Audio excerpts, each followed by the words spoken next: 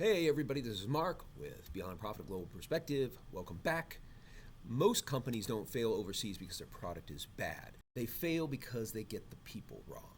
They hire the wrong mix of employees, they misunderstand the culture, or they walk straight into labor laws they didn't even know existed. Suddenly, what looked like a great expansion starts falling apart. Now, in a companion video, I talked a little bit about how HR gets different as you enter other countries away from the home country. But simply knowing these differences isn't enough. So I'm going to walk you through a global HR and personnel planning checklist, sort of the things that you need to know about before you start hiring even your first employee in another country. Because if you don't think this through now, you're going to be paying for it later. All right, let's get into it.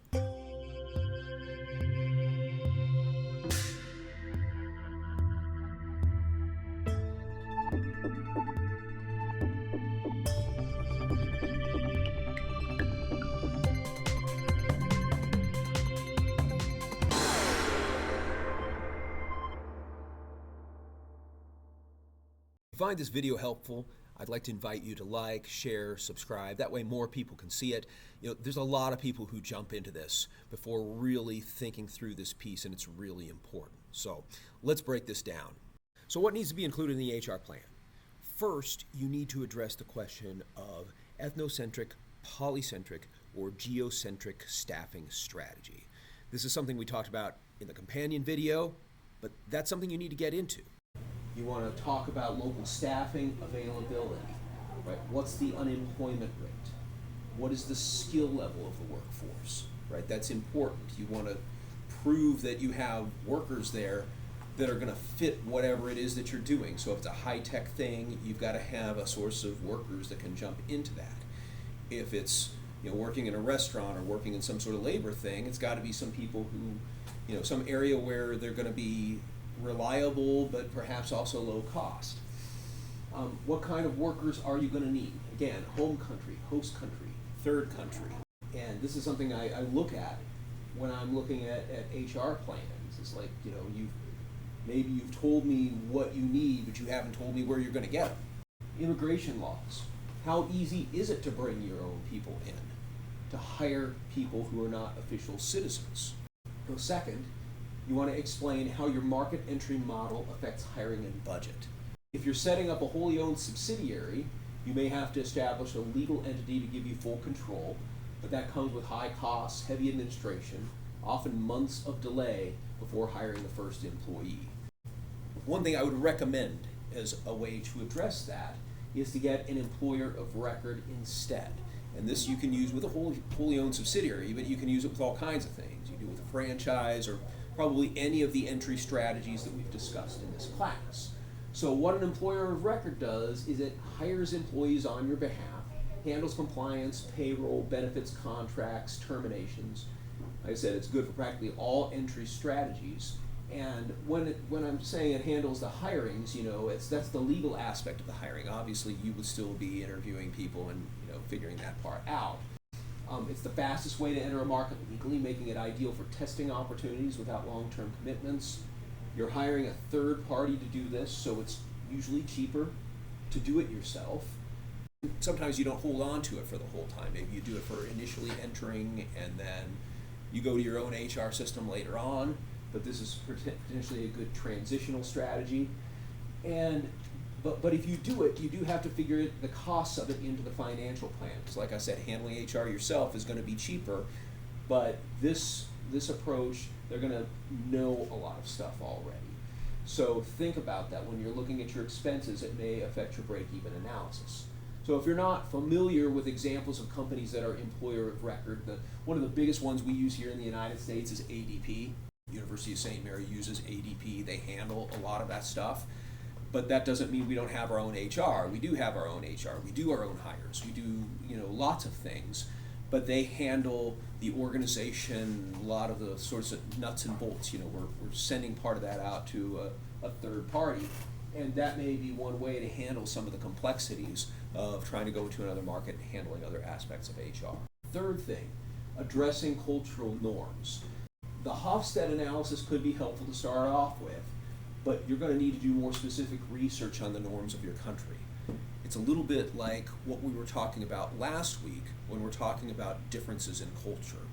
Like we used the example earlier, like which country is it? Or you show your foot and it's offensive, right? It's an Arabic country. Or, what about the amount of time it takes to make a deal? Well, maybe that's in China or in some places, some Arabic countries too. You need to know that sort of thing about your country.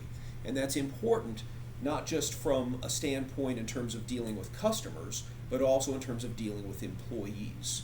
And that's really what we're talking about when we're getting to the HR personnel sort of thing, is the human side of all of this.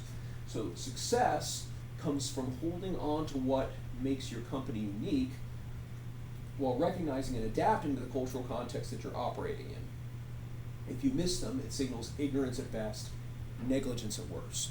So in other words, if you don't understand certain things about that culture, then you can really turn people off, and it can be a potential disaster for you. If you're getting it right, then they'll take it for granted. Maybe they'll be pleased with you, I don't know. Usually it's the failures that count more than the successes when it comes to cultural norms, I think. To do this, your plan should address what values and behaviors cannot change. That is, are there things about your company culture that just like no matter where you go, you have to have it? And so maybe, it precludes you from going certain places because those are very, very important values. Or are there certain things that must change across all locations? Like we're doing things a certain way here in the United States and we just can't do it someplace else. But if we need to, then we're going to have to make those changes. So those are the kinds of things you're wanting to think about in this part of the plan. Worker expectations and motivations. In some countries, stability and benefits are prized above all, and in others, career growth and flexibility are stronger draws. I'll give you a few examples of that here in a little bit. Another thing is work-life balance. Some countries value a strict separation between work and personal life, and others expect higher availability. We have different companies inside the United States that have different approaches toward that, although I think by and large we tend to not be very great in terms of work-life balance. We expect a lot out of our employees, and sometimes it's kind of annoying and bothersome. Communication styles. Feedback styles and meeting etiquette may have to flex depending on where you're at. It may be common enough in the United States to sort of be able to turn to somebody and say, hey, here are some things you need to work on. Of course, in our culture, we try to couch that in a positive way, in a constructive way.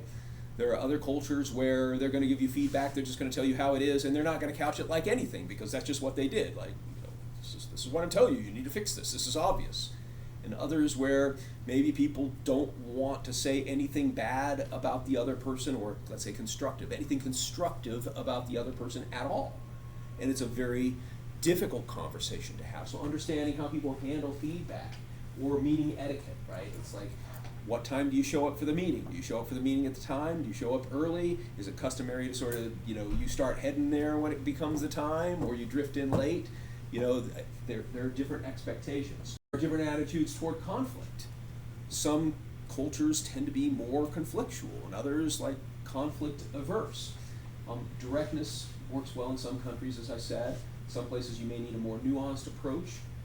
There's different approaches to completing tasks. Some of these we talked about last week.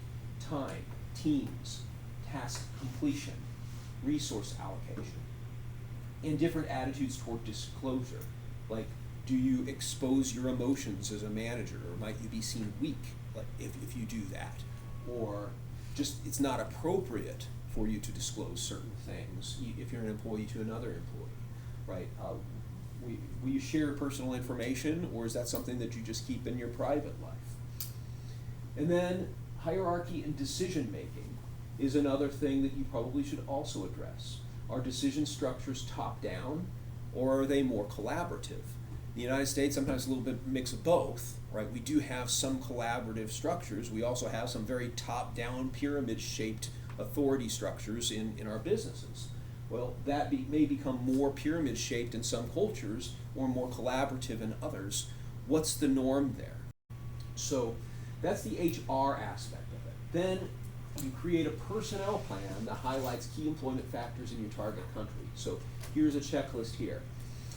Recruitment issues. How is recruitment different in your country? You can't take it for granted that just because we do things a certain way here that they're going to do it that way there. It might be the same. Wages, minimum wage, salary requirements. Salary and wages need to be competitive and compliant. Payroll frequency. Those expectations are sometimes not just legal, but also cultural.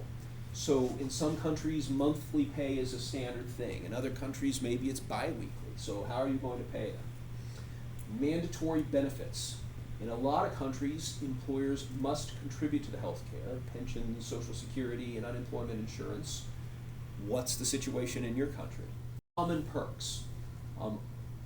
Are there expected allowances for transportation, for meals, or even home internet? In certain regions, annual or semi-annual bonuses are a normal part of compensation.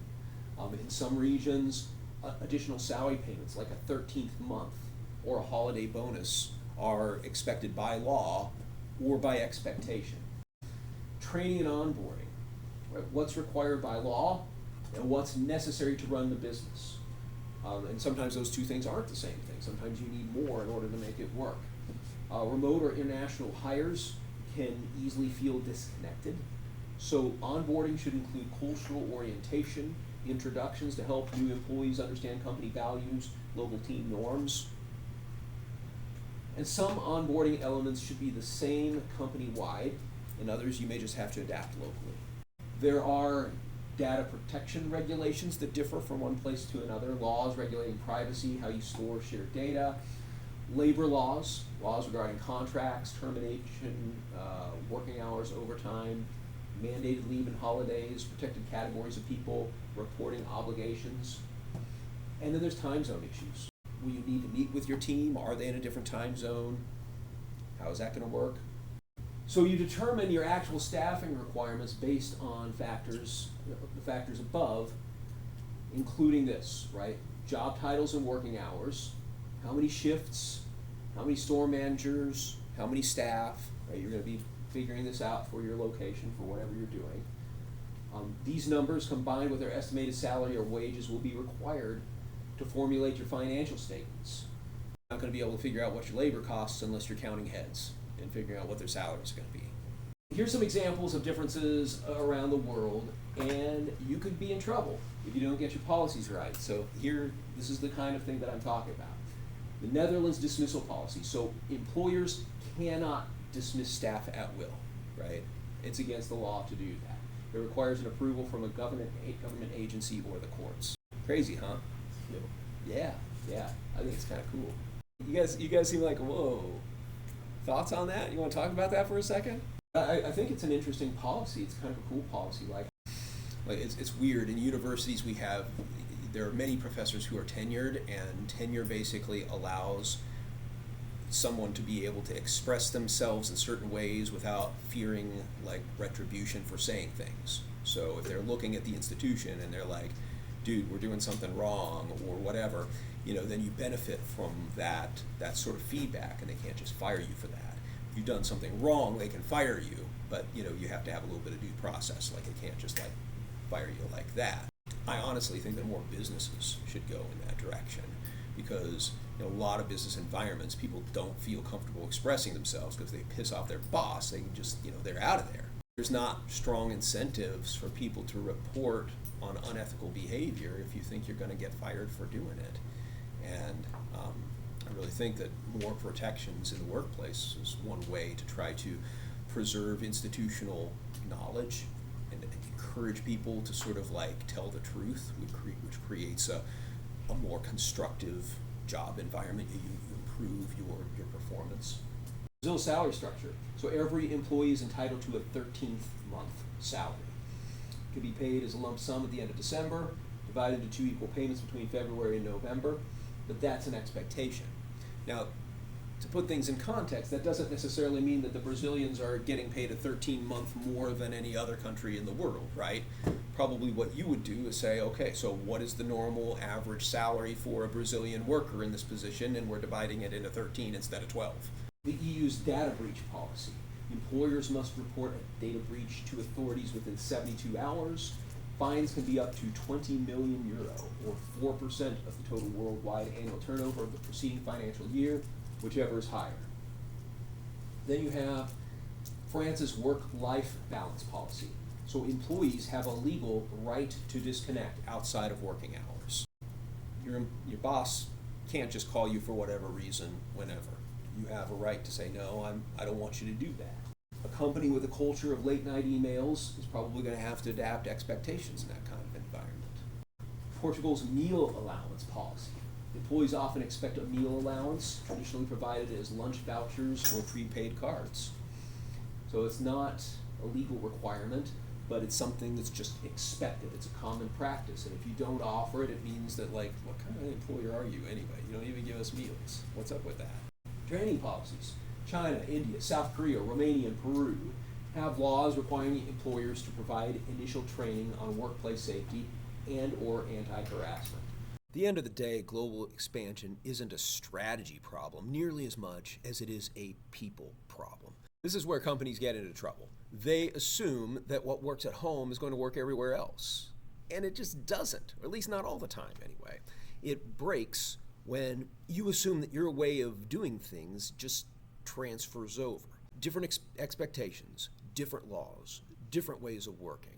If you ignore that, you're not just making a small mistake. You're creating a system that's going to break. But if you take a time to think through this, your staffing strategy, your entry model, your cultural fit, your legal environment, you're doing something very different. You're not just expanding. You're building something that can actually work anywhere. And that's the difference between a company that tries to go global and one that actually succeeds. Thanks for your time, and I'll see you next time.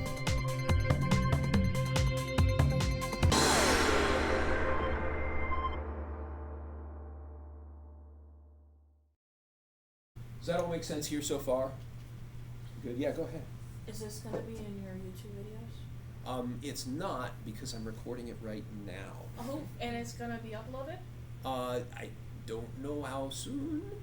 I'm trying my best. But I don't know if it's going to be ready in 2 days or a week or, whatever. I'm sorry. You look nervous. This is a lot.